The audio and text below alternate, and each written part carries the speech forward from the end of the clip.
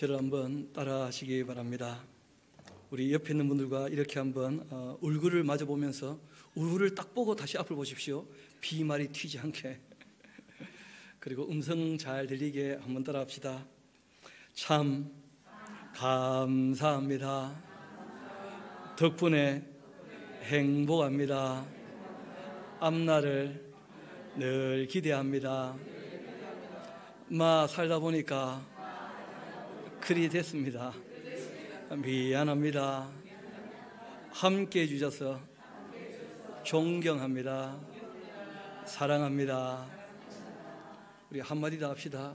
그대의 반응과 상관없이 그대를 사랑합니다.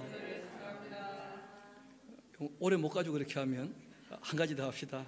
그대의 반응이 좋아지기를 기대하면서 그대를 사랑합니다. 우리 하나님께서도 오래 참고 기다리시는 이유는 우리의 반응이 좋아지기를 기대하시기 때문입니다. 끊임없이 말씀하시고 또 말씀하시고 또 말씀하시며 우리의 생명이 닿을 때까지 오래 참고 기다리시고 우리의 삶을 견인해 가시는 것이죠. 심지어는 마지막에 죽음 앞에서 사람을 겸손케 해서라도 주님 앞에 무릎을 꿇고 돌아오기를 바라시면서 그렇게 하나님께 우리를 사랑하시는 줄 믿습니다. 정말 끝까지 사랑하시는 분이시죠. 오늘 우리가 함께 이제 살피게 될 출애굽기 21장에 있는 내용은 그 당시 그 이스라엘 백성과 하나님 사이에 맺었던 언약의 내용들이 되어집니다. 달리 표현하면 하나님께서 이스라엘 백성들에게 내신 법이 되는 것이죠. 그런데 이 법을 우리가 대할 때 배경을 조금 생각하지 않으면 오해가 많아집니다. 마치 하나님께서 노예의 제도를 인정하시는 분이신가 이런 오해를 이제 할 수가 있거든요. 그래서 우리가 어쩔 수 없이 다시 한번 간략하게 처음 이야기를 할 수밖에 없습니다. 하나님께서 창조하시고 사랑의 대상으로 그 인간을 만드셨거든요. 어떤 신학자의 말처럼 참 멋있죠. 하나님의 너가 바로 인간이라는 거예요. 여러분 사랑하려면 너가 있어야 되지 않습니까? 하나님의 너로서 인간을 만드셨다는 거예요. 그런데 그 인간이 타락함으로 선하시고 참되시고 의로우신 하나님을 떠남으로 참 악하게 거짓되게 그리고 불의하게 살아가는 그러한 삶 가운데 빠지고 말았죠. 하나님께서 에덴에서 추방하시고 죄를 지은 채로 영원히 살지 않도록 생명나무의 길을 막으시고 또 천년 넘는 오랜 세월을 기다리시면서 그들을 여전히 사랑하셨는데 하나같이 다 주님을 떠나 노아 시대에는 노아의 식구 8명 이외에는 아무도 주를 따르지 않는, 그래서 하나님께서 더 이상 개선의 여지가 없어서 물로 한번 인류를 심판하신 적이 있으십니다. 그 이후에도 사람들이 다시 불어나게 되는데 바벨탑을 쌓으면서 여전히 교만하게 자기 욕심을 따르며 주님을 떠나 살게 되어져서 하나님께서 말을 다 다르게 만드시고는 온 세상에 흩어놓으셨는데 문제는 하나님께서 주신 달란트라는 게 사람마다 다 다르거든요. 여러분 예전에는 빵망이 가지고 공 잘 친다고 그 인간 취급 안 했거든요. 그렇지 않습니까? 근데 요즘에는 빵망이에 공 하나 잘 치면 인생 확 피는 거예요. 이승엽 같은 사람이 나오고 또 양준혁 같은 사람이 나오고, 여러분 그게 무슨 가치가 있었겠습니까?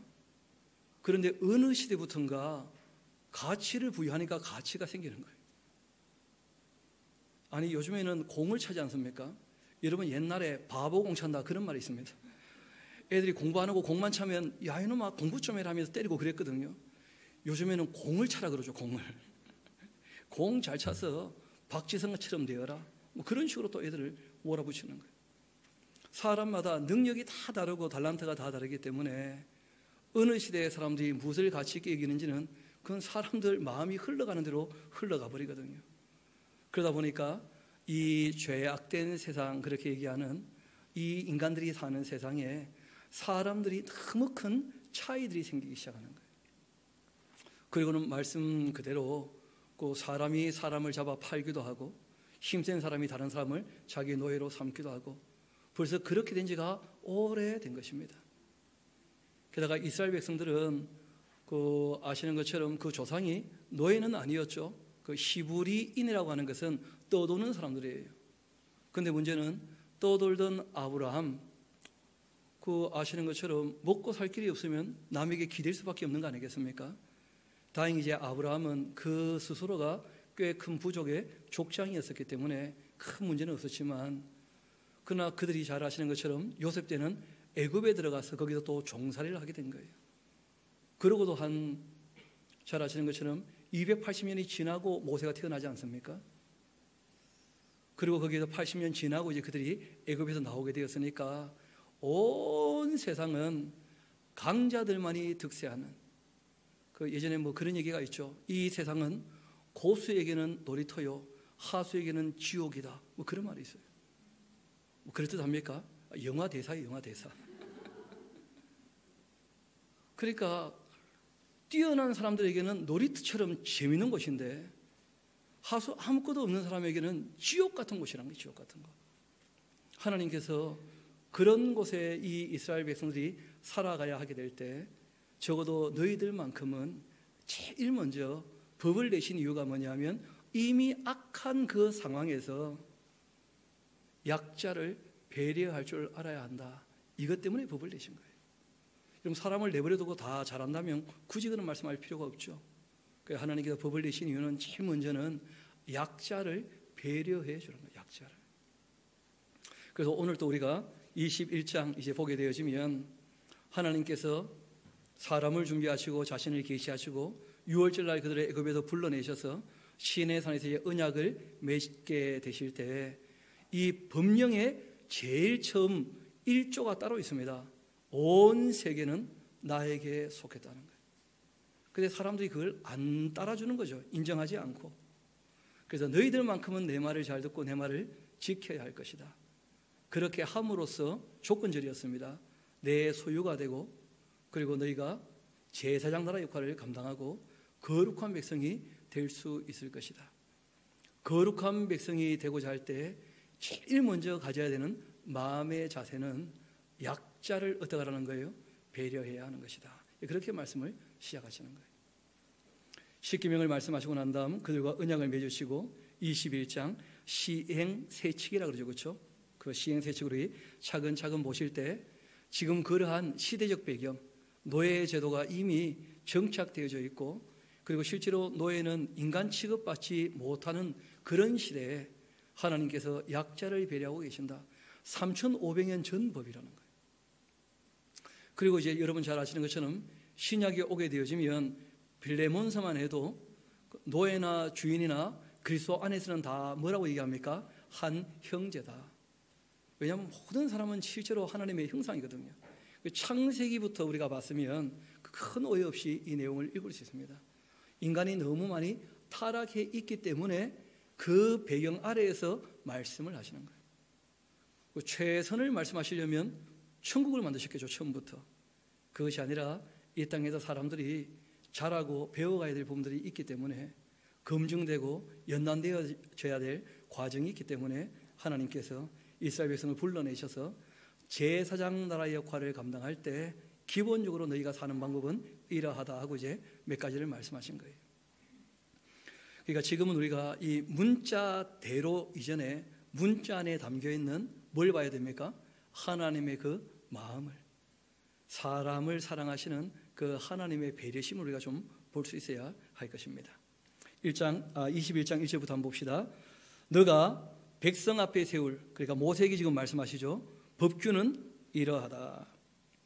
너가 히브리 종을 사게 된다면, 히브리 종입니다.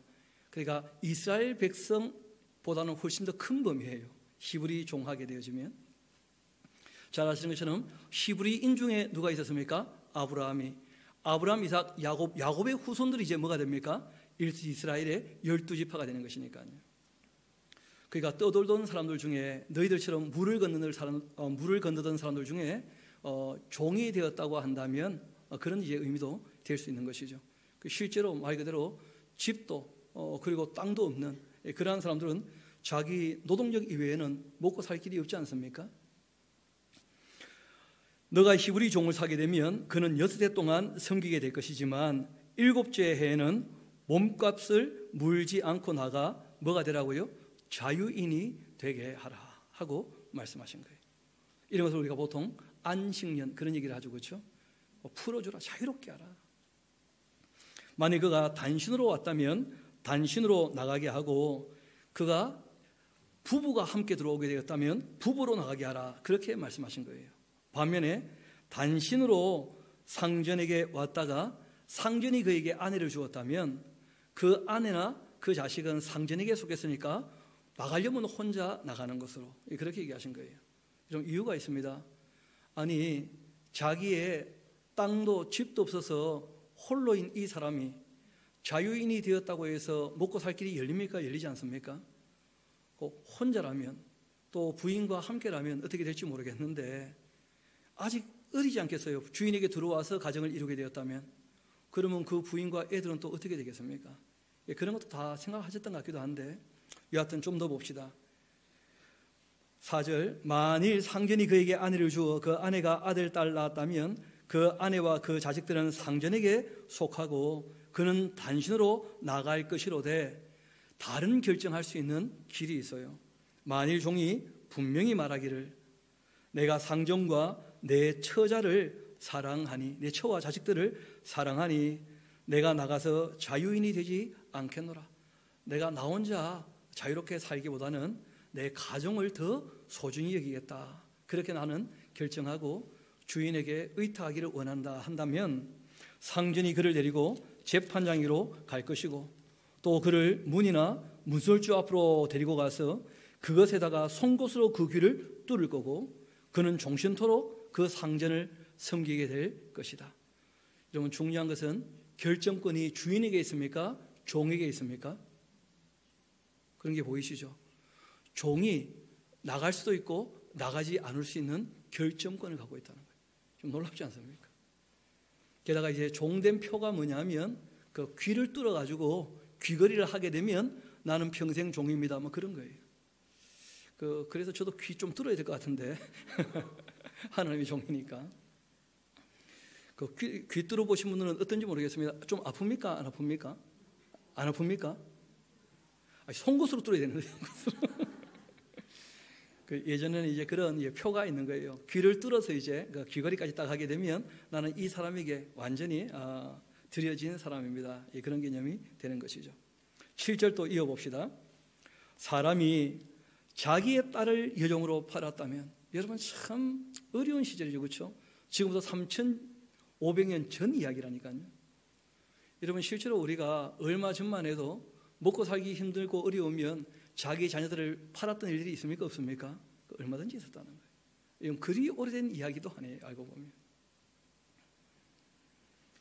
그는 남종같이 나오지 못할지며 만일 상전이 그를 기뻐하지 아니하여 상관하지 아니하면 그를 속량하게 할 것이지만, 그러나 하고 얘기를 합니다. 여러분, 실제로 여자를 보통 노예로 이제 들이게 되는 이유는 노동력 때문에 여자를 받아들이는 경우는 잘 없거든요. 대부분 다 이제 무엇 때문에 그러합니까? 뭐 세컨드나 서드나 뭐 이런 식으로 이제 하려고 그렇게 하는 경우들이 종종 있는 것입니다. 그래서 이렇게 이어 말씀하십니다. 만일 8절, 상전이 그를 기뻐하지 아니하여 상관하지 아니하면 그를 속량하게 할 것이잖아. 그러나 상전이 그 여자를 속인 것이 되었으니까 외국인에게 돈 받고 팔거나 그런 짓 하면 안 된다. 만일 그를 자기 아들에게 주기로 해가지고 이제 남의 딸을 사온 것이라면, 그러면 그를 딸같이 대우해 줘야 할 것이고, 만일 상전이 다른 여자에게 또 장가를 들었어, 그 여자를 사와 놓고는 그 여자는 그냥 혼자 내버려 두고 딴 여자에게 또 장가 들었어. 돈 많은 놈은 좀 다르죠, 그렇죠? 그런데 이렇게 하라는 거예요. 그렇다 할지라도 그 여자의 음식과 의복과 그리고 동침하는 것은 끊지 말아야 한다. 사람이 이 땅에서 누리는 가장 기본적인 그 혜택은 다 받을 수 있도록 동침을 끊지 않아야 되는 이유가 있습니다. 여러분, 이 여자가 애라도 하나 낳아야, 그래야지 이제 그것도 남편이 없더라도 그 자녀와 함께 또 지낼 수 있는 그 힘이 또 생기지 않습니까?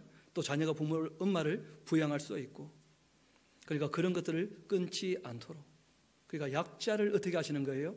배려하시는 거예요. 이 여자 홀로 팔려와서 그 주인에게도 사랑받지 못하고 버려지게 된다면 얼마나 비참하겠냐는 거예요. 그러니까 그 여자를 사왔다면 뭘 해야 됩니까? 책임을 지는 거예요. 책임을. 먹을 것, 입을 것, 그리고 그의 일생에 대한 뭘 져야 되는 거예요? 책임을 지라는 거예요. 주인 보고. 그 주인 보고 책임을 지라는 말은 약자를 어떻게 하는 거예요? 배려하시는 거예요. 그 당시의 법으로는 굉장히 파격적인 법입니다. 그 당시에는 종은 주인의 소유물 같은 것이니까 자기들 마음대로 할 수 있다고 생각했거든요. 그런데 하나님께서는 그럴 수 없다는 거예요. 이어봅시다. 11절, 그가 이 세 가지를 시행하지 아니한다면 여자는 속전을 내지 않고 거저 나가게 하라. 그냥 내보내야 돼요. 그냥. 그리고 12절부터 이제 쭉 나오는 내용은 뭐냐 하면 더불어 살 때 지켜야 되는 어떻게 보면 공의와 정의에 대한 법이에요. 재판법이죠. 쉽게 말하면 재판법.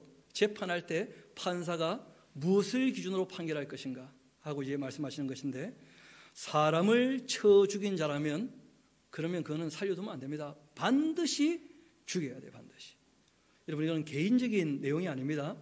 재판석에서 그 판사가 판결을 내릴 때 고의로 사람을 죽였다면 남의 생명을 소중히 여기지 않는 사람에게는 인권이라는 게 없다는 거예요. 원래부터가. 그런 사람을 우리 세금 줘서 먹여 살릴 필요가 전혀 없는 것이죠. 여러분, 그리고 레위기까지 다 살펴서 이제 신명기로 넘어가면 여기에 대한 재해석이 나와요. 재해석이라는 게 딴 게 아니고 죽이는 것 자체가 목적이 아닙니다. 우리 한번 합시다. 죽임으로 말미암아 너희들의 공동체에서 악을 제거할지니라. 그러니까 죽이면 죽이고 그런 뜻이 아니고요. 악을 제거하는 거예요. 그러니까 사람이 사람을 죽이는 일만큼은 너희 공동체 안에 절대 있으면 안 된다는 거예요. 그런데 문제는 안 된다고 해도 하는 놈이 꼭 있습니까? 없습니까? 그래서 문제가 되는 거예요. 여러분, 이미 십계명 말씀하실 때 로티르차르, 죽이지는 말아야 할 텐데 말씀하시지 않습니까? 그런데 그걸 어기는 사람이 반드시 또 나타난다는 거예요. 그래서 재판을 하게 되는 것이거든요. 그럴 때 재판관은 공의, 공평하게 사람의 생명값, 목숨값은 똑같다는 거예요. 그래서 남을 죽이면 그 사람은 반드시 어떻게 하라고요? 죽여야 한다. 그래야지 사람들이 생명 소중한 줄 알고 남의 생명 함부로 손대지 않는다는 거예요. 이어봅시다. 또 만일 사람이 고의로 죽인 것이 아니라 나 하나님이 사람을 그 손에 넘긴 것이라면 그러면 내가 그를 위하여 한 곳을 정하려니 그 사람이 그리로 도망할 것이며, 이렇게 해서 이제 앞으로 이제 도피성 하는 것이 나오게 될 거예요. 도피성. 그러니까 과실치사가 있을 수 있지 않습니까? 그러니까 그러한 사람의 죽음은 누가 책임질 거라는 거예요? 하나님께서 그 억울함을 내가 풀어줄 테니까, 고의로 죽인 것은 아니니까 이 사람은 그 일로서는 죽여서는 안 된다. 그렇게 말씀하시는 거예요. 굉장히 합리적인 법이죠. 게다가 전능하신 하나님만이 낼 수 있는 법이에요. 왜냐하면 하나님은 죽은 사람의 억울함도 어떻게 할 수 있습니까? 신원 다 풀어주시고 갚으실 수 있으시거든요. 영원하신 분이시니까, 전지전능하신 분이시니까. 이어봅시다. 그러나 사람이 그 이웃을 고의로 죽였다고 한다면 너는 그를 내 제단에서라도 반드시 잡아내어 죽여야 한다. 여러분, 고대 사회도 마찬가지고 저희들 시대에도 그랬었는데, 그 종교 시설은 성역이라 그래가지고 공권력이 잘 손을 안 댔었어요. 그래서 이 데모하다가 경찰들 쫓아오면 예배당 안으로 들어가면 이제 딱 예배당 앞에 서가지고 나와, 안 나올래? 그러면 안 나간다. 그러면 목사님이 딱 나가서 여기는 예배당입니다. 그러면 경찰이 죄송합니다 하고 물러가고 그랬거든요. 이런 것 때문에 그래요. 그런데 살인자는 숨겨주면 안 돼요. 성경이 그렇게 말씀하신 거예요. 제단에 뿔을 잡고 있다 할지라도 어떻게 하라고요? 끌어내어서 죽여야 돼요. 그러니까 재판은 공정하게 그런 것입니다. 이어봅시다. 자기 아버지나 어머니를 치는 자, 출천하 주시오. 반드시 죽일지니라. 갑자기 죽을 사람이 생기는지 모르겠는데 있을 수 없는 일입니다. 또 자녀가 부모를 치게 키워서는 안 돼요. 아무리 친해도 양육할 수 있어야 되고 징계할 수 있어야 돼요. 제가 봤을 때는 그 3살까지가 한번 기간이 될 것 같고, 또 우리가 조금 시간이 지나면 7살까지가 기간이 될 수 있고, 늦어도 12살까지는 기간이 될 수 있어요. 그 12살이 넘으면 더 이상 이 양육이 쉽지 않습니다. 체벌해서 듣지도 않고요. 그 체벌이 통하는 데까지 나이가 12살 이하일 겁니다. 대부분 다. 제가 봤을 때는 3살 이하 때 부지런히 때리면 3살 넘었을 때 때릴 일이 잘 없어요. 그때 기회를 놓쳐도 7살까지는 부지런히 때려야 됩니다. 그런데 7살 넘으면 때리기도 어려워요. 자꾸 도망가거든요. 12살 넘으면 안 됩니다. 신고합니다, 요즘에. 그러니까 반드시 근실히, 특별히 제가 이 부인들이 계시니까 부탁을 드리는데, 여러분 잠언은 정말 매일 읽으셔야 됩니다. 잠언이 자녀 양육서거든요. 우리가 하나님의 율례와 법도를 아는 것만큼 중요한 것이 하나님이 주시는 삶의 지혜를 배워야 돼요. 그래서 자녀를 양육할 때 그 양육의 내용이 하나님의 율례와 법도와 함께 예수님의 산상수훈과 함께 그 지혜라는 것이 삶의 지혜. 어떻게 살아야 할 것인가. 할머니가 되면 또 얼마든지 손자 손녀들 있지 않습니까? 그러면 애들한테 맛있는 거 하나 딱 꺼내놓고, 제가 오늘 맛있는 거 하나 갖고 왔어요. 경주에서 올 때 그냥 안 오고 황남빵의 원조 최화영빵을 갖고 왔습니다. 60개 들고 왔으니까 다 하나씩만 딱 드시면 돼요. 하나 딱 들고, 자, 할머니를 따라 해봐라. 그리고 먹여주고. 여러분 실제로 유대인들은 그렇게 교육을 해요. 하나님의 말씀을 가르칠 때 꿀 곧 송이꿀보다 달다 하는 말씀이 어떤 말이냐면, 아이들에게 성경 읽어주고 입에 꿀을 넣어주는 거예요. 그 당시에는 단맛이 참 귀할 때 아닙니까? 그러니까 그 인식이 어릴 때, 아, 성경 말씀 들으면 달콤하구나 인생이. 그렇게 애들이 습득할 수 있도록 그렇게 교육한다는 거예요. 우리도 뭐라도 좀 해봐야 되지 않겠습니까? 하나님의 말씀을 다 읽고 듣고 배울 수 있게 좀 힘쓰고 애를 써야죠. 그런 것은 대부분 다 어머니의 역할이라는 거예요. 어머니. 애들을 품에 안고 있을 때 그때 어떻게 양육하느냐, 그게 아이들의 삶의 방향이 되거든요. 그래도 이런 놈이 꼭 나타나는 거예요. 부모를 치는 놈이. 그런 것들은 죽이라는 거예요. 죽여. 자기를 낳은 부모도 따르지 않고 순종 안 하고 함부로 대하는 사람이라면 다른 사람은 어떻게 대하겠습니까? 그는 정말 사회를 망가뜨리는 사람들이에요. 제가 논만 얘기했는데 알고 보면 논만 있는 게 아닙니다. 그렇죠? 니은의 여의 니은 그런 것도 있어요. 이어봅시다. 15절, 자기 아버지나 어머니를 치는 자 반드시 죽여야 한다. 사람을 납치한 자, 그 사람을 팔았든지 자기의 수하에 들었든지 그는 반드시 어떻게 하라고요? 그러니까 유괴범이나 인신매매범은 사형이에요. 그러니까 남의 이 인생을 자기의 돈으로 연관시켜 생각하는 사람들, 그는 하나님께서 용납할 수 없다는 거예요. 존재 자체가 모든 소유보다 소중하거든요. 저도 이제 어릴 때 그런 것들 종종 들었었거든요. 영화 중에 이제 어른들만 보는 영화 있잖아요. 그 제목이 대부분 뭐냐면 77번 아가씨 뭐 이런 게 있어요. 그 이야기가 대부분 다 뭐냐면 누가 후려와서 사창가에 팔아가지고 그 비참한 인생을 사는 그런 이야기를 이제 그걸로 꾸며가지고 사회를 고발하는 것이죠. 그렇죠? 어쩌다 우리 사회가 이런 모양이 되었는가, 이런 비참한 일은 없어야 되는 것이다 하고 이제 사회를 고발하는 그런 영화가 있었던 것을 기억하는데, 여러분 그런 시절이 지금보다 그리 오래된 것도 아니에요. 60년대 70년대만 해도 사람들 잡아가다가 팔아먹는, 실제로는 제가 2000년도에 와서도 신안 앞바다에 새우잡이배에 사람들을 팔아서 일시키는 그런 이야기를 들었거든요. 성경은 그런 사람 용납하면 안 된다는 거예요. 남의 인생을 자기 돈벌이 때문에 잡아와서 팔고 산다는 것은 있을 수 없다는 거예요. 신앙 안에서 죽이라고 되어 있어요. 유괴범, 인신매매범. 부산에도 형제원 사건 이런 것들 참 슬픈 이야기들 있지 않습니까? 아이들 가다가 잡아와 가지고는 노동시키고.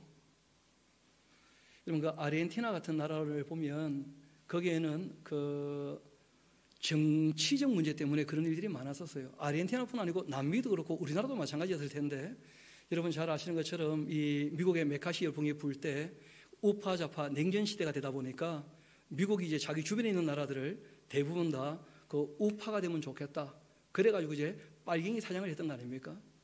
그러니까 미국에 빌붙어 있는 모든 정권들은 빨갱이 사냥한다고 사람들을 막 잡아넣은 거예요. 자기하고 생각만 조금 다르면. 여러분, 그 아르헨티나에는 무려 40만 명이 그 잡혀가서 고문당한 기록만 봐도 그래요. 기록을 따지지 않으면 200만 넘어갈 거라 그렇게 얘기를 해요. 그리고 죽은 사람이, 공식적으로 죽은 사람이 그 7, 8년 동안에 10만이 넘었다 그래요. 우리는 거기까지는 아니지만 우리도 그런 내용에서 자유롭을 수 있지 않죠. 실제로 군부 독재가 사람들을 잡아가서 인권을 유린했던 일이 얼마든지 있었거든요. 그러니까 하나님은 그런 거 좋아하지 않으신다는 거예요. 이어봅시다. 이어 또 나오죠. 자기 아버지나 어머니를 저주하는 자라면 반드시 죽여야 한다. 그 치는 것도 안 되고 말부터 조심해야 돼요. 말부터. 그 아이들에게 어릴 때부터 말하는 법을 가르쳐야 돼요. 삶의 자세부터. 문을 열고 닫는 것부터. 아빠, 엄마 앞에서 문을 꽝 닫는다. 그러면 꽝 좁혀야 돼, 그냥. 정신을 차리게. 그러니까 애들이 화나도 이렇게 닫도록 교육을 해야 돼. 화가 나도. 행동을 조심스럽게 하도록, 말을 함부로 하지 않도록 애들을 양육을 해야 돼요, 양육을. 그런 것이 너무 없으니까 정말 사회가 엉망이 되고 마는 거예요. 이어봅시다. 사람이 서로 싸우다가 하나가 돌이나 주먹으로 그 상대를 쳤는데 그러나 그가 죽지 않고 자리에 누워 있었다. 그러니까 죽일 마음으로 때린 게 아닌 거죠, 그렇죠? 지팡이를 짚고 일어나 걷는다면 그를 친 자가 형벌은 면할 거다. 그러니까 살인자는 아니니까 죽지는 않을 거라는 거예요. 그렇지만 그 다음 중요합니다. 그간의 손해를 어떻게 주라고요? 이 사람의 노동력을 빼앗았으니까 그 사람의 삶을 책임져야 돼요. 손해배상을 하라는 거예요. 여러분, 이런 말씀은 그런 일이 없도록 살라는 거예요. 그런 일이 없도록. 너가 만약에 남을 때려가지고 이 사람이 문제가 생긴다면 그 사람의 인생까지 너가 다 책임을 져야 될 테니까 그렇게 하지 마라 하고 말씀하신 거예요. 폭력적인 삶을 살지 말도록 그렇게 권하시는 거예요. 이어봅시다. 그간의 손해를 배상하고 그가 완치되게 할 거다. 치료비도 어떻게 해요? 다 물어주는 거예요. 우리가 이런 정도의 법을 적용한 것은 우리나라도 얼마 되지 않거든요. 이어봅시다. 또 사람이 그 20절, 21절을 그 다음에 22절 동그라미가 되어 있는데 실제로는 27절까지 쭉 다 이어봐야지만 이 내용이 오해 없이 보이실 겁니다. 먼저 20절부터 봅시다. 사람이 매로 그 남종이나 여종을 쳐서 당장에 죽으면 반드시 죽인 사람은 형벌을 받게 될 거예요. 그러니까 종이 잘못했다 해도 죽일 마음으로 때리면 안 돼요. 그가 하루나 이틀을 연명하면 형벌을 멸하리니 그는 상전의 재산임이라. 이것만 보면 오해가 좀 생길 수 있는데 우리 먼저 좀 뒤로 갔다가 봅시다. 우리 26절 27절 봅시다. 사람이 그 남종의 한 눈이나 여종의 한 눈을 쳐서 상하게 되면 그 눈에 대한 보상으로 그를 어떻게 하라고요? 놓아주고, 그리고 그 남종의 이나 여종의 이를 쳐서 빠뜨리면 그의 그 이에 대한 보상으로 그를 어떻게 하라고요? 그러니까 실제로 죽일 만큼 때려놓고 하루만 살려두면 괜찮다, 이런 식으로 지금 얘기하신 게 아니에요. 그러니까 만약에 이 주인이 종을 때렸는데 눈이 상하거나 이가 빠질 정도가 되면 그러면 다른 사람을 관리할 만한 인간이 못 되는 거예요. 너는. 그러면 종을 다 풀어줘야 된다, 그렇게 말씀하신 거예요, 원래가. 그래도 또 종이 워낙 말씀꾸리고 말을 안 들어서 주인이 때렸다고 할 때 주인이 때리는 그 즉시 죽었다면 진짜 죽이려고 때린 것이죠. 그럼 주인은 살인자인 거예요. 똑같은 형벌을 받는 거예요. 그러나 그 종을 체벌하려고 때렸는데 이 종이 살아있다가 그 다음에 며칠 지나서 죽게 되었다면 그러면 주인이 원래 죽일 마음을 가지고 때린 것은 아니니까 하고 이제 말씀을 하신 거예요. 그래서 우리가 저 뒤에 있는 눈이나 이에 대한 이까지를 함께 보셔야만 그 내용을 이해할 수가 있다는 것입니다. 이어봅시다. 또 22절, 사람이 서로 싸우다가 임신한 여인을 쳐서 낙타하게 하였으나, 아니 임신한 여자를 때리면 어떡합니까? 근데 제가 그 얘기 들어봤거든요. 심지어 남편이 의사였다는 거예요. 근데 부부싸움 하니까 차더라는 거예요. 그냥 깜짝 놀라죠. 그런데 두 분이 계속 잘 다니셔요. 애도 잘 태어났고 다행히. 근데 그런 정도가 아니고 의도를 가지고 부인의 배를 찬다면 그 큰 문제가 되는 것이죠. 좀 더 이어봅시다. 다행히 다른 애가 없다면, 그 사람이 참 감정이 올라오면 못하는 짓이 없거든요. 그 남편의 청구대로 반드시 벌금을 내되, 그 줄쳐놓으세요. 청구대로. 그러니까 이런 이야기를 하신 이유는 뭐냐면 벌을 엄중히 함으로써 그런 일이 결코 일어나지 않도록 하라는 거예요. 아니 임신한 여자를 참으면 어떡합니까? 만약에 임신한 여자를 찾다면 멀쩡해도 남편이 원하는 대로 다 해줘야 돼. 그쯤 되면 안 하겠죠, 그렇죠? 너무 크니까. 벌금을 내되 재판장의 판결을 따라, 또 너무 무리한 요구하면 안 되니까 사람이 또 양쪽으로 다 악할 수가 있거든요. 그래서 청구를 해도 결국 재판장이 판결을 내리도록. 그러나 다른 해가 있다면 반드시 거기에 대한 변상을 해야 돼요. 그때 이제 이런 말씀하십니다. 생명은 생명으로, 눈은 눈으로, 이는 이로, 손은 손으로, 발은 발로, 된 것은 된 것으로, 상하게 한 것은 상함으로, 때린 것은 때림으로 갚아야 한다. 이렇게 말씀하셔요. 여러분, 이런 것은 개인의 보복에 대한 관계된 법이 아닙니다. 이거 신문 기자들이 이상하게 사용하는 경우도 있더라고요. 마치 원수 갚는, 보복을 위한, 눈에는 눈, 이에는 이, 뭐 이런 식으로 이제 얘기를 하는데, 그는 전혀 내용을 모르고 인용하는 거예요. 원래 이 내용은 레오 탈레오니스라고 하는 왕의 법이에요. 왕의 법. 왕의 법은 어떻다는 거예요? 눈에는 눈, 이에는 이, 공정해야 한다, 그런 뜻이에요. 왕의 법은 공평에 기초하는 것이다. 이것이 원래 이 내용의 의미입니다. 재판자는 어떻게 해요? 공평해야 한다. 그 신분의 고하를 막론하고 모든 사람의 가치는 어떻다는 거예요? 똑같다고 생각하고 재판을 해야 된다는 거예요. 눈에는 눈, 이에는 이, 그렇게 말씀하신 거예요. 이어봅시다. 사람이 그 남종 한 눈이나 여종의 한 눈 쳐서 상하게 하면 그 눈에 대한 보상으로 그를 놓아줘야 할 것이고, 그 남종의 이나 여종의 이를 쳐서 빠뜨리면 그 이에 대한 보상으로 그를 놓아주어야 한다. 주인이 되어가지고 자기 종을 폭력적으로 대하면 그러면 사람을 다스릴 만한 인간이 못 된다, 그런 것입니다. 또 소가, 참 요즘 우리가 소를 안 키우죠, 그렇죠? 지금 우리가 어떻게 생각할 수 있느냐면 자동차를 타고 다니기 때문에 똑같은 의도를 우리가 파악을 하면 얼마든지 적용할 수 있어요. 일단 소가 남자나 여자를 받아서 죽인다면 그 소는 반드시 돌로 쳐서 죽일 것이고, 그 고기는 먹지 말아야 한다. 임자는 형벌을 면하려니와. 소가 본래 받는 버릇이 있는데 그 임자는 그로 말미암아 경고를 받았을 때 단속하지 아니하여 남녀를 막론하고 받아 죽였다면 그 소는 돌로 쳐 죽이고 임자도 어떻게 하라고요? 죽여야 된다. 그러니까 이걸 우리가 굳이 적용한다면, 자동차를 우리가 타야 된다면 일단 사고를 내지 않아야 될 것이고, 사고를 만약에 내게 된다면 거기에 대하여 배상할 수 있는 준비를 하라는 거예요. 그러니까 보험 드는 게 잘하는 겁니까? 안 드는 게 잘하는 겁니까? 그렇게 하라는 거예요. 그렇게. 그리고 자기가 이 차를 타고 있다고 힘이 있어 보인다고 다른 사람을 갈아버리고 그러면 안 됩니다. 그런데 얼마 전에 뭐 그런 비슷한 일이 있었다면서요.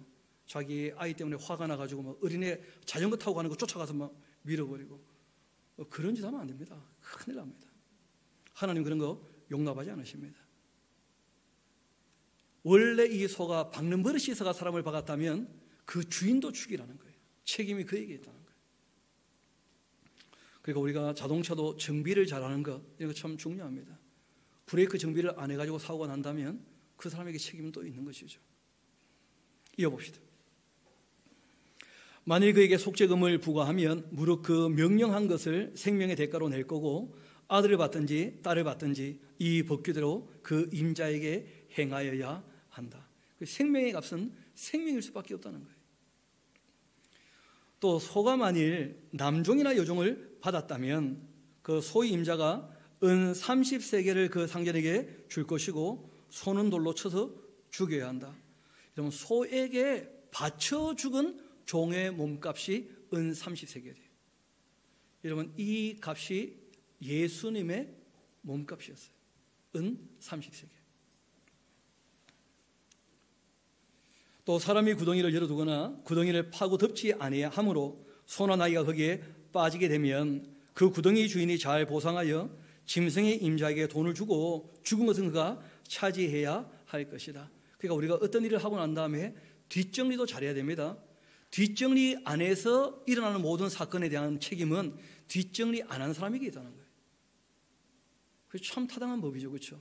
그래서 자기가 어떤 일을 했다면, 구덩이를 팠다면 반드시 다 메꿔놓고 일은 할 수 있지만 뒤처리를 잘 해놓고 가라는 거예요.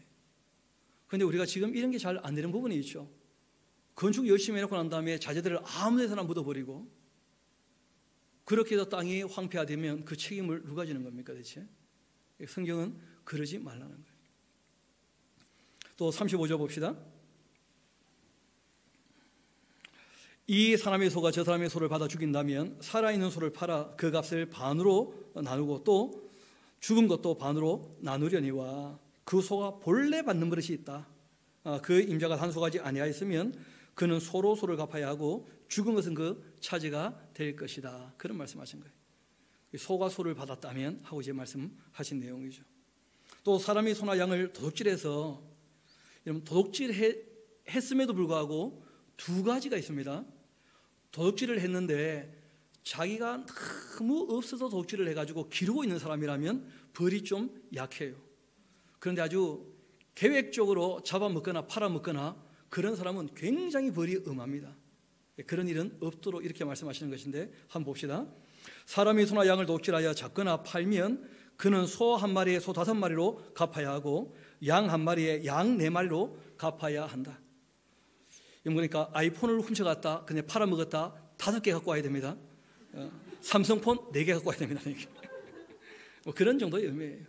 그러니까 비싸면 비쌀수록 더 엄한 체벌이 있는 거예요.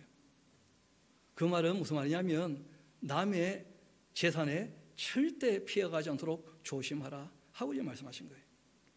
또 도둑이 뚫고 들어오는 거 보고 그를 쳐 죽이면 피 흘린 죄가 없겠지만은, 그러니까 밤에 도둑이 들어왔을 때 엄격결에 말 그대로 이제 자기를 보호하기 위하여 그랬는데 이제 맞아 죽었다. 그러면 책임이 없겠죠. 그러나 도둑이 뚫고 들어오는 것을 보고 그를 쳐 죽이면 피 흘린 죄가 없겠지만은 해 돋은 후에는, 그러니까 계획적으로 도둑을 죽였다면 똑같은 살인죄죠. 피 흘린 죄가 있게 될 것이다. 그리고 도둑은 반드시 배상해야 될 것인데, 그러나 배상할 것이 없다면 그 몸을 팔아서라도 그 도둑질한 것을 배상해야 할 것이다. 또 도둑질한 것이 살아서 그 손에 있다면, 그러니까 이런 사람은 아예 그냥 프로가 아닌 것이죠, 그렇죠? 그래서 그런 사람이라면 소나 낙이나 양을 막론하고 어떻게 하라고요? 갑절을 배상하라, 이렇게 얘기하신 거예요. 또 사람이 밭에나 포도원에 짐승을 먹이다가 자기 짐승을 놓아 남의 밭에서 먹게 한다면 자기 밭에 가장 좋은 것과 자기 포도원 가장 좋은 것으로 배상해야 한다. 너무나 당연한 말씀이죠. 또 불이 나서 가시나무에 댕겨 낯가리나 거두지 못한 곡식이나 밭을 태운다면 불 놓은 자가 반드시 어떤 하라고요? 배상해야 돼. 우리도 이 밭두렁이 태우고 논두렁 태우는 일들이 있지 않습니까? 통제가 딱 되게 하고 그렇게 해야지, 통제도 안 될 정도로 그런 짓 하면 안 된다는 거예요. 또 7절, 사람이 돈이나 물품을 이웃에게 맡겨서 지키게 하였다가, 이런 내용들은 지금 우리와는 큰 상관없습니다. 요즘에 우리가 이웃에게 맡겨놓는 일이 잘 없죠. 은행이 다 맡아주니까 요즘에는. 근데 이때는 그런 기관이 없으니까 이웃에게 맡겨놓고 잠깐 어디 갔다 오든지 그럴 수밖에 없을 텐데, 사람이 돈이나 물품을 이웃에게 맡겨 지키게 하였다가 그 이웃 집에 도둑을 맞았는데 그 도둑이 잡히면 갑질을 배상할 거고, 문제는 도둑이 잡히지 아니하면 그 집 주인이 재판장 앞에 가서 자기가 그 이웃의 물품에 손댄 여부의 조사를 받아야 할 것이다. 도둑이 안 잡혔으면 혹시 그 이웃이 어떻게 해먹었는가 그 의심이 들 수 있잖아요. 그럴 때 이제 누구를 찾아가라는 거예요? 재판장 찾아가서 거기에서 이제 조사를 다 받으라는 거예요. 이어봅시다. 9절 어떤 이런 물건 즉 소나 낙이나 양이나 의복이나 또는 다른 이런 물건에 대하여 어떤 사람이 이르기를 이것이 그것이라 한다면 양편이 재판장 앞에 나갈 것이고 재판장이 죄 있다고 하는 자가 그 상대편에게 갑절을 배상해야 할 것이다. 여러분 재미있는 것은 이때 그 재판장의 원어는 원래 엘로힘이에요. 하나님. 그 쉽게 말해서 재판장이 이 땅에서 재판하는 것은 누구의 대리인이라는 거예요? 하나님의 대리인이라 그런 뜻이에요. 그러니까 재판장을 존중해 주는 것도 굉장히 중요할 뿐 아니라 재판장도 알아야 돼요. 나의 이 재판은 하나님에 대한 대리이기 때문에 내가 만약에 잘못하면 거기에 대한 책임을 하나님께서 자기에게 물으실 거라는 것을 꼭 기억하고 재판하라는 뜻이에요. 그래서 재판장을 표현할 때 하나님, 엘로힘이란 단어를 썼다는 거예요. 원어를 보게 되어지면 하나님의 대리인으로서 뭐라는 거예요? 재판장이다. 그런 것이죠. 이어봅시다.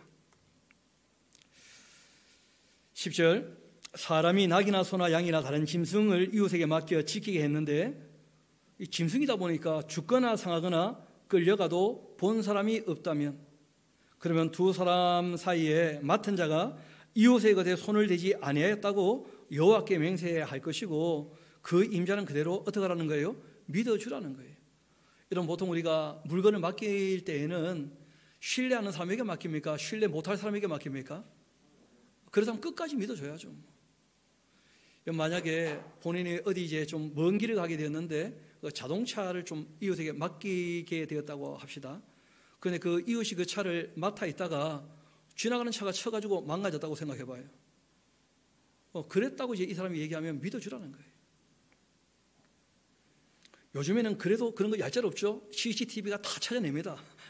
그 요즘 같은 경우는 큰 문제가 없는데 그 당시에는 그 어쩔 수 없는 부분들이 있는 것이니까요. 그 믿어줘야 되는 것이죠.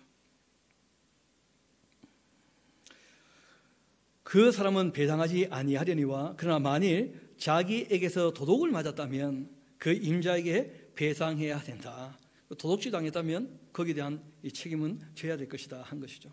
만일 찢겼으면 그것을 가져다가 증언할 것이고 그 찢긴 것에 대하여 배상하지 아니할지니 만일 또 이웃에게 빌려온 것이 그 임자가 함께 있지 아니할 때에 상하거나 죽었다면 반드시 배상하려니와 그 임자가 그것과 함께 있었으면 배상하지 아니할지니라. 만일 새는 것이면 새로 족한 것이다. 이웃에게 물건을 맡겼을 때 이런저런 이제 문제가 생길 수 있으니까 그것을 어떤 이의 입장에서 판결할 것인가 하고 이제 말씀하신 내용입니다. 또 16절 봅시다. 사람이 약혼하지 아니한 처녀를 꿰어 동침하였다면 그러면 납폐금을 주고 아내로 삼아야 한다. 여러분 만약에 여자의 몸에 손을 댔다면 평생 책임지라는 것이 이 내용의 본질이에요. 만일 처녀의 그 아버지가 딸을 그에게 주기를 거절한다면 그는 처녀에게 어떻게 하라고요? 위자료를 주라는 거예요. 납폐금으로 돈을 내어야 한다. 이 납폐금 하는 것은 액수가 은 50세겔쯤 된다 그렇게 되어 있는데 실상은 이 여자의 삶에 대한 전반을 책임지라 하는 의미가 더 강합니다. 그러니까 총각 처녀들은 꼭 기억하셔야 되겠죠, 그렇죠? 그래서 평생 책임지는 것으로. 너는 무당을 살려두면 안 된다. 짐승과 행음하는 자 반드시 죽여라. 여러분 참 이거는 있을 수도 없는 일 같이 보이는데 실제로 그 유럽 국가들 중에 동물에 대하여 보호하는 사람들이 많은 동물들, 이 오랑우탄이라든지 아니면 이 돼지라든지 이런 것들이 사창가에서 역할을 하는 일들을 고발하고 거기에 대해서 신문에 기사 나는 일들을 종종 보게 되거든요. 지금도 그런 짓이 있어요. 가나안 땅에 그런 일들이 아주 많았었고 그리고 애굽에서도 얼마든지 있었거든요. 그래서 하나님은 그건 용납할 수 없다는 거예요. 여호와 외에 다른 신에게 제사를 드리는 자 멸해야 할 것이다. 왜냐하면 이스라엘 백성은 지금 제사장 나라 역할을 감당해야 될 입장인데 용납할 수 없는 것이죠. 또 너는 이방 나그네는 압제를 하지 말라는 거예요. 그들을 학대도 하지 말라. 왜냐하면 너희도 애굽 땅에서 누구였다는 거예요? 나그네였다. 나그네. 너는 과부나 고아를 해롭게 해서는 안 된다. 여러분 그 시편을 보게 되면 하나님은 고아에게 있어서는 아버지가 되시고 과부에게 있어서는 남편이 되신다. 그런 편이 있습니다. 그래서 우리가 하나님을 정말 믿는 사람이라면 그러면 홀로 된 여인이나 아니면 부모가 없는 아이들에 대해서 정말 약자죠. 약자. 그 당시에는 진짜 약자 중에 약자거든요. 배려를 꼭 해야 한다 하고 부탁하신 거예요. 또 너가 만일 그를 해롭게 함으로 그들이 내게 부르짖는다면 내가 반드시 그 부르짖음을 들을 것이다. 신원하여 주시는 분이시다. 원수 갚음은 내게 있다. 그런 말씀하셨거든요. 나의 노가 맹렬함으로 내가 칼로 너희를 죽일 테니까 너희 아내는 과부가 될 거고 너희 자녀는 고아가 될 것이다. 하나님은 그런 것 용납할 수 없다 하고 말씀하십니다. 또 너가 만일 너와 함께한 내 백성 중에서 가난한 자에게 돈을 꾸어준다면 너는 그에게 채권자 같이 하지 말고 그 다음도 줄쳐놓으십시오. 이자도 받지 말아야 한다. 사채놀이 이런 것은 있을 수 없는 얘기라는 거예요. 같은 민족 안에서 돈 놓고 돈 먹기 하는 건 뭐. 일수 찍고 돼지 엄마 이런 거 하지 말라는 거예요. 성경은 그런 직업은 좋은 직업이 아니라고 말씀하고 계셔요. 또 예수님은 여기서 한 걸음 더 나가셨죠. 누가 와서 달라고 하는 대로 어떻게 하라는 거예요? 줄 수 있는 능력이 되면 주라는 거예요. 그냥 주고 말아야지. 다시 받을 생각도 하지 말라는 거죠. 예수님은 얼마나 형편이 어려우면 와서 부탁하겠냐는 거예요. 그래서 빌려준다는 개념 말고 여러분 자기 분수에 넘치게 또 경제활동하면 안 됩니다. 은행에서 빌려가지고 빌려주고 그런 식으로 하면 안 돼요.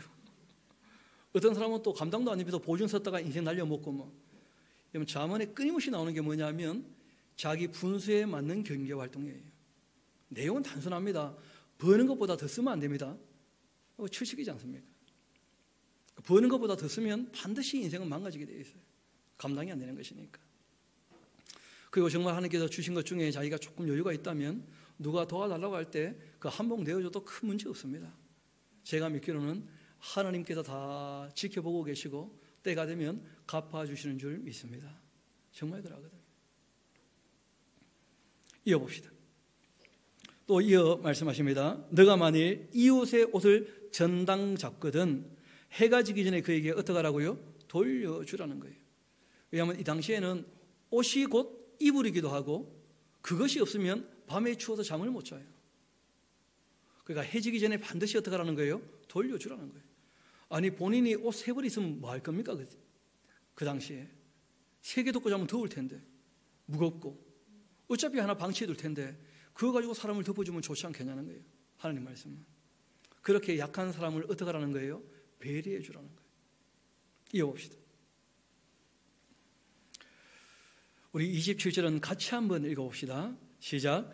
그것이 유일한 옷이라 그것이 그의 알몸을 가릴 옷인즉 그가 무엇을 입고 자겠느냐 그가 나에게 부르짖으면 내가 들으리니 나는 자비로운 자임이니라. 아멘. 하나님께서 맡기셨으니까 하나님의 대리자로 너희들이 청지기 의식을 가지고 더불어 살도록 애를 써야 한다. 약자를 특별히 어떻게 하라고요? 배려해야 될 것이고 그리고 재판을 할 때는 공의롭게 재판해야 한다. 그리고 이웃과의 물건 때문에 이 경제적인 문제가 얽혀 있을 때에는 정직해야만 한다. 사회의 윤리라는 것이 결국은 네 가지거든요. 그게 뭐냐면 긍휼과 자비와 공의와 정의라는 거예요. 그러면 이 사회의 윤리가 정말 그대로 작동을 해야 사회가 무너지지 않습니다. 그것이 하나님께서 내신 법이라는 거예요. 이어봅시다. 너는 재판장을 모독하지 말아라. 그리고 백성의 지도자를 저주하지도 말아라. 그러니까 우리가 악한 것은 악하다고 해야 되겠지만 그러나 일하고 있는 사람에 대해서는 우리가 좀 유보를 해둘 필요가 있습니다. 너무 함부로 말하지 않도록. 지금도 이제 일하는 사람들에 대해서 너무 함부로 말하시는 분들 계시거든요. 하나님 그런 거 별로 좋아하지 않으셔요.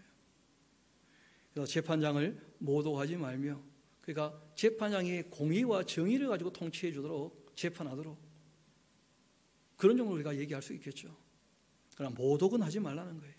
또 백성의 지도자 뭐 하지 말라고요? 저주하지 마라. 이어봅시다. 너는 너가 추수한 것과 너가 짜낸 집을 바치기를 더디하지 말지며 너의 처음난 아들들을 내게 주어라. 그러니까 세금도 잘 바치고, 그리고 하나님의 것은 하나님에게, 그런 얘기죠. 그래서 예수님께서 이 말씀 그대로 인용해서 가이사의 것은 가이사에게, 하나님의 것은 하나님에게, 그런 것이죠.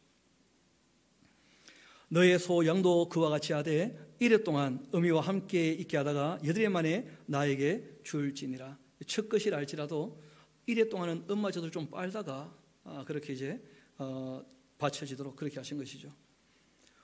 너희는 내게 거룩한 사람이 되어야 하는데 들에서 짐승이 지킨 동물의 고기를 먹지 말고 그것을 개에게 던질지니라.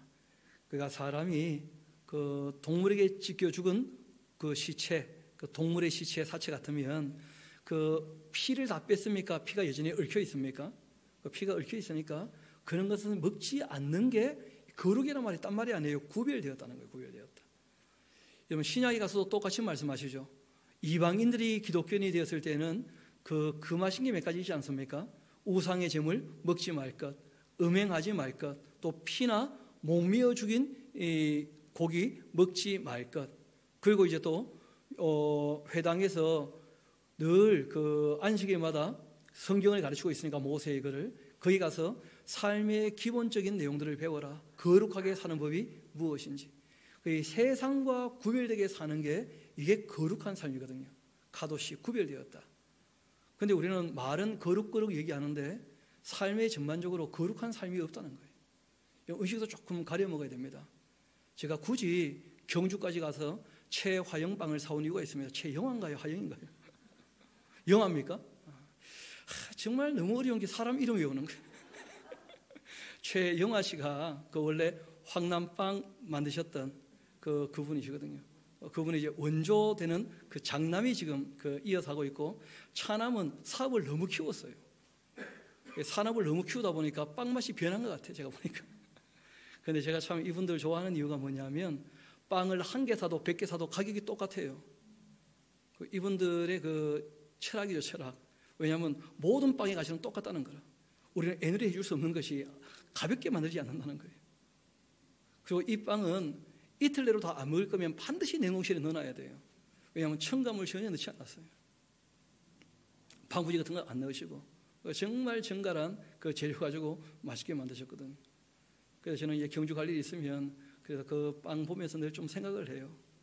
빵 하나 만드는데도 그런 철학을 가지고 자기의 인생을 정말 바르게 하려고 애를 쓰시는데 우리는 어떻게 해야 될 것인가, 그런 생각을 좀 하는 것이죠. 그래서 오늘 성경이 얘기합니다.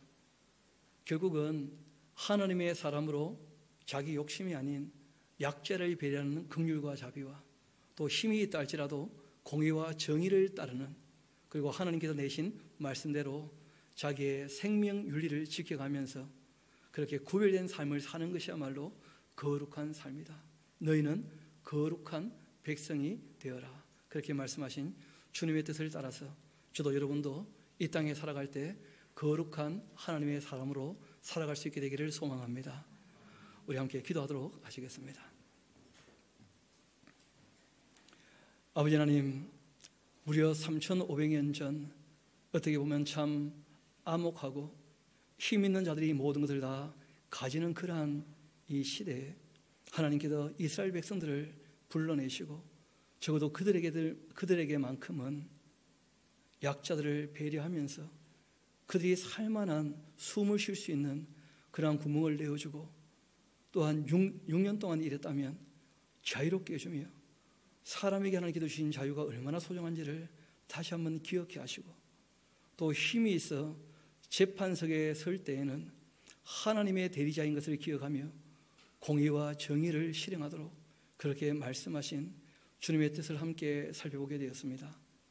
저희들도 이 땅에 살아갈 때에 우리의 주변을 둘러보며 선한 눈을 가지고 어려운 사람들을 보살피는 긍휼과 자비로 살아갈 뿐 아니라 또 우리가 때로 정말 남들에게 무엇을 결정해야 될 때 공평하게 정직하게 하나님의 의를 이루며 살아갈 수 있도록 주님 우리의 마음을 늘 일깨워 주시고 저희의 삶을 인도하여 주옵소서. 모든 것을 주님께 의탁합니다. 감사드리며 우리 구주가 되시는 예수님 이름으로 기도합니다.